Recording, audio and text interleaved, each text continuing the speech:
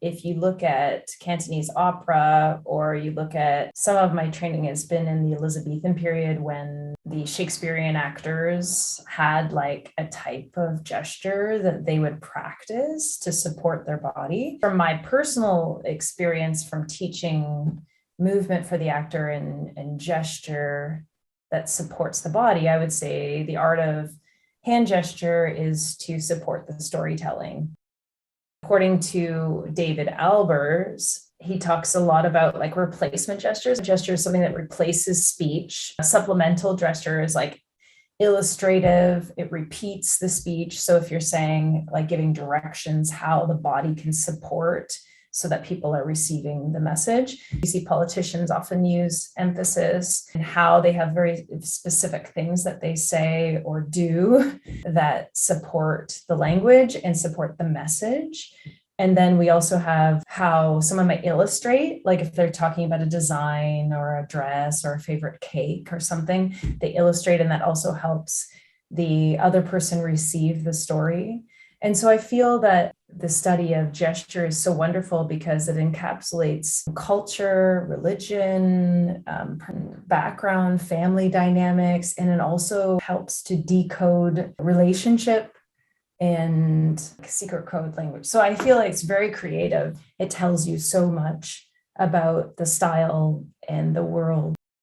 I would say that it's really important is because the body doesn't lie, but the body doesn't lie. It tells a story every moment. So right down to your breath. And Le Bon said, movement is existence. Existence is movement. And it starts with the movement of the breath and the communication of the body. Body behaves according to its age and culture and circumstance. When is the body supporting the message? And when is the body giving a hidden message?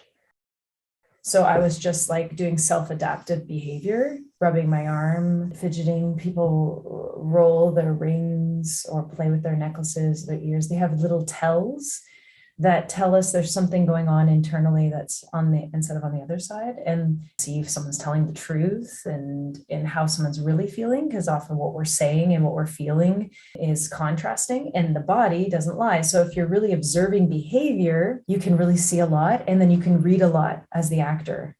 So if someone's like, how are you doing today? And they're like, I'm fine, but their arms are crossed, or they're holding their heart, or they're holding their gut, they don't even know they're doing it. So there's a conscious gesture, or there's unconscious gestures and behaviors that support the psychology. So it's like outside in, inside out. Sometimes it supports the story. And then there's other times where people are replacing gesture, where you're in a context where you can't speak. So we get a play and there's no hand gestures written in. Maybe someone might say she puts her hand up to stop them from speaking, maybe, but all the hand gestures is part of the creative practice. What is the pathway? So are they like central pathways? Are they like all over the place with their gesture? So it just tells you about their use of space and their personality.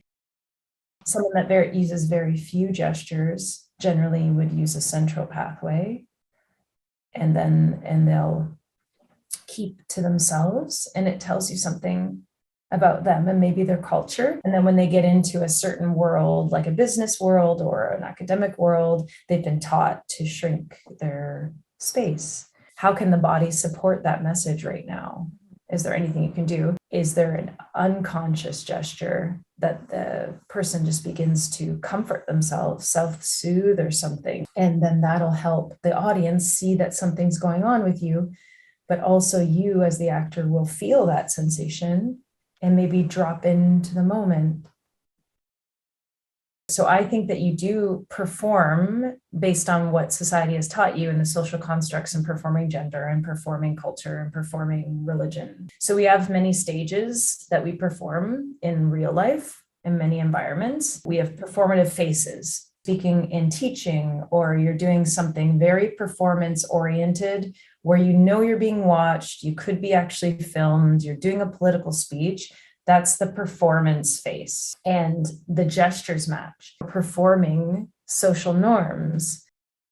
It's so exciting to try to help actors see that these moments exist in real life, and how can we use those and that analysis to make our scenes more interesting. Where is the moments that it goes private, public, like where are they? We perform, like, I don't even know what is authenticity, really. You'd have to be blind for a long time, I think, to not have any media, like total authenticity of what your spirit wants to do without anybody teaching you. Like, it's so, like, I wonder if we didn't have any rules or social norms, or, what people would actually be like. Babies, that's what you need to study.